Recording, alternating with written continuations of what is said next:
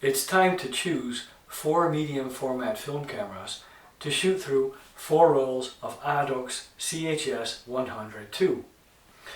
And like I mentioned previously, don't expect high-end, expensive, medium format gear. It's a very humble collection that I have, that I've been going through, and I chose 3 cameras out of my own collection to shoot through 3 rolls of film. So that leaves me with 1 roll of film. Well, the nice thing is that Hans de Graaf from the Foto Vakhuis caught on to my video with regards to the Adox CHS100. And he said, you know, I have a whole collection of medium format cameras in my store. I'll send you a list and you choose which camera you would like to use for one of your videos. And I thought, you know, what might be a good idea if I ask you as a viewer, as a subscriber, to make the choice for me. So I'll put up the list now, and I want to ask you, which camera would you prefer that I choose from the list that Hans provided? And that's the camera that I'll use to shoot through this 4th roll of Adox CHS100. I'm very much looking forward to your feedback. But anyway, let's get back to my humble collection. Now I'm going to be needing my reading glasses, and I've chosen 3 cameras, and we'll also have a look at some of the cameras that I own. And like I mentioned, don't expect high-end expensive gear. They are folder cameras or TLRs. And I've chosen to shoot with the Zeiss, and this is a 6x9 Zeiss Netar, and I'll look up the number for you. It's the 517-2, and it has a 105mm 6.3. I've used this camera before. I made a video and the results were absolutely great.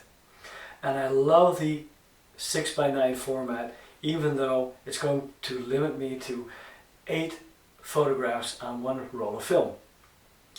This camera specifically I'm going to be using to shoot some industrial scenes. Very much looking forward to this camera. So that's number 1. The other camera that I'm going to be using is the Rollup. And the only drawback is I still have a roll of film in this camera, and that is a Kodak Gold 200, and I've shot 4 frames up till now, so I have 8 left.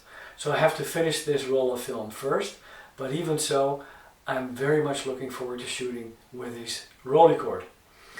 I haven't seen any photos from this camera yet, and after I develop the Gold 200 I'll know more, but I'm going to use this camera also for a roll of Adox CHS100. So that's number 2. Number 3 is, and I'm taking a chance here, this is a camera that I haven't used yet on one of my videos, and it is a Rollup. What's in the name? And it's actually in excellent condition. It's almost new. I remember buying this off an elderly seller. I think it's about 4 or 5 years ago, and I paid 60 euros for this camera. And it's in very good condition. And it has a 75mm or 7.5 centimeter 3.5 lens. Lippische Kamerafabriek. Interesting. I haven't shot through a roll of film in this camera yet, so this is going to be new for me. Those are the 3 cameras that I chose for the upcoming videos. I do have some other cameras. I really wanted to try the Lubitel, but I thought maybe that's better for next time. This is a Lubitel that I was presented by our neighbor. They found it in the attic, they're not using it anymore, and it works absolutely fine. Not too long ago, as you've seen in a previous video, in a box of cameras I also bought a Lubitel 2. So I have 2 of those. Then I have another Zeiss Netar with a 75mm 4.5 lens. This is a 6x6 camera, and the model number of this one is 516-16. I also did a video on this camera. Not going to be using it this time around. And besides that, I still own a Flexoret. I did a video of this camera also previously. And I have a Flexorit which sadly enough doesn't work. I would really have liked to have used this camera. I think it looks absolutely gorgeous. I have to get it fixed first before I can use that one. And I have a camera that stands on the shelf that will never be used again, a Foto Flex. These are quite interesting and also quite sought after. It's a great shame that mine isn't working, but I'll keep it anyway. I think it's an absolute beautiful camera. Now, what also determined the choice of the cameras that I'm going to be using is, of course, the fact that it works.